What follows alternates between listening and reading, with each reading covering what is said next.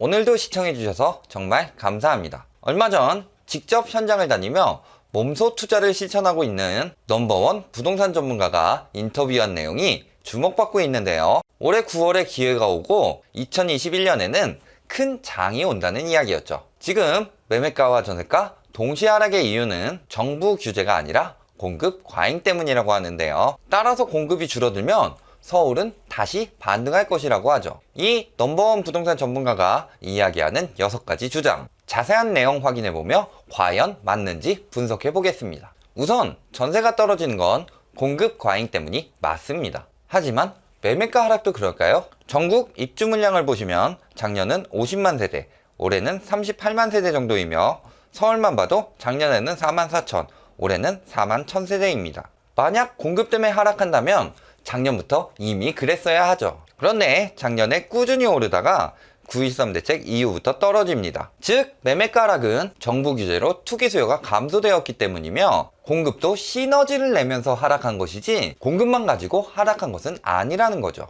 주택 가격 전망이 올랐다? 최근 부동산 심리회복은 부동산 바닥론, 리디노미네이션, 무순위 청약률 등으로 끊임없이 호도했고 이에 따라 재건축 아파트가 상승하면서 생긴 일입니다. 하지만 실질적으로 규제 완화가 되었나요? 아니면 부동산이 상승할 국내외적 호재가 있었나요? IMF 때나 리먼 때와는 다르게 국내외적 큰 뉴스가 없었으니 호도에도 쉽게 넘어갔지만 이제는 미중 무역 전쟁으로 세계적인 불황을 앞에 두고 부동산 시장이 활성화될까요? 다음 달부터 공급이 들어오면서 조만간 CSI 수치는 하락할 것이고 국제적인 위기 속에 쉽게 회복되진 않겠죠. 집을 사고 다음 집을 살 때까지 자금 모으는 기간이 있다? 2017년 5월부터 7개월 단위로 상승했고 작년 7월에 많이 올랐으니 이번엔 2배의 기간이 필요하다고 하는데 문제는 자금이 쌓이는 기간이 아니라 대출 규제입니다. 1주택의 경우 예전에 3억을 가지고 있는 사람이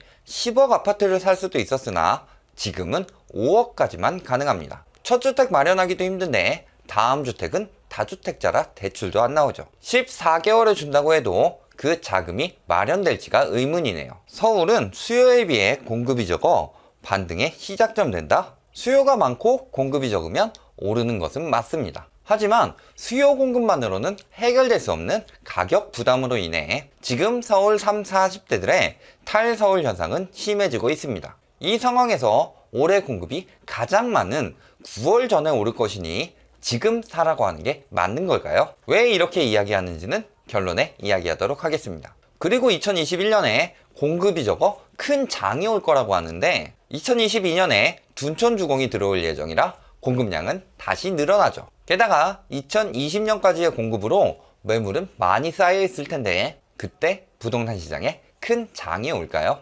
앞으로 실수요 위주의 장으로 오른다? 실수요는 입지나 구조를 보고 자신이 가지고 있는 금액 및 대출, 여력 등을 고려해서 합리적인 가격의 집을 사지 오를 것이라고 무리하게 사지 않습니다. 예전처럼 비정상적인 가격으로 가격이 상승하려면 투기 수요 이후 추격 매수가 붙어야만 하죠.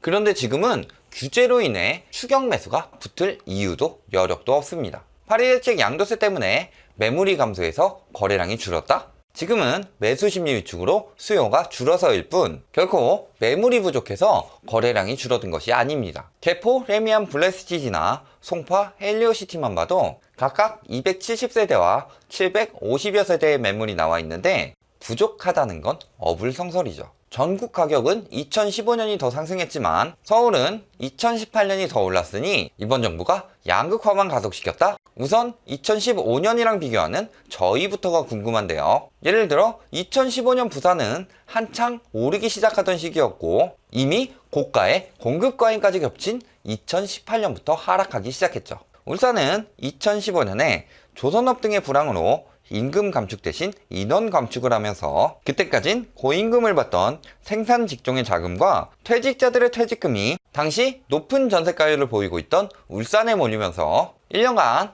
반짝 상승했을 뿐 그 이후 지금까지 꾸준한 하락세를 보이고요. 이렇게 지역적으로 상승하던 2015년과 이미 가격은 정점을 찍고 생산업 등의 침체가 한참 진행되면서 하락하는 2018년과 비교해서 서울은 올랐고 지방은 떨어졌으니 양극화가 가속화됐다고 말하는 것 자체가 아예 정치적 색을 띠고 이번 정부에 안 좋은 인식을 심으려는 거죠. 그리고 서울 급등은 똘똘한 한 채라는 프레임에 넘어가 더 오를 줄 알고 비싸게 산 사람들로 인해 올랐습니다.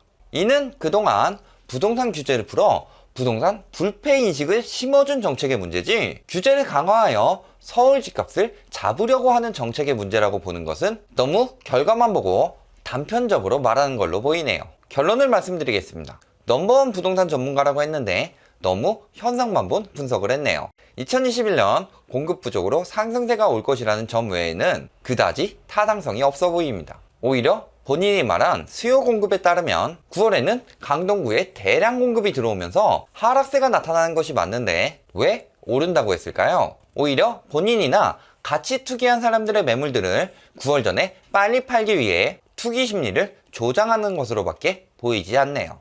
특히 본인이 말했듯 원래 방송을 안 나오는 사람이 갑자기 고급 정보를 이야기한다고 나오는 건 역시 마찬가지고요. 이번 강남 반등세로 여러 전문가들이 상승세가 다시 올 것이라고 부추기고 있기에 이들의 꾀임에 넘어가 많은 사람들이 피해를 입을 수 있어 대표적인 의견을 반박해 보았습니다. 몇몇 분들이 요청해주신 다른 투기 조장에 대한 반박 영상도 조만간 제작해서 올릴 예정입니다. 그러니 구독과 알림 부탁드리고 영상이 도움되셨다면 좋아요 부탁드립니다.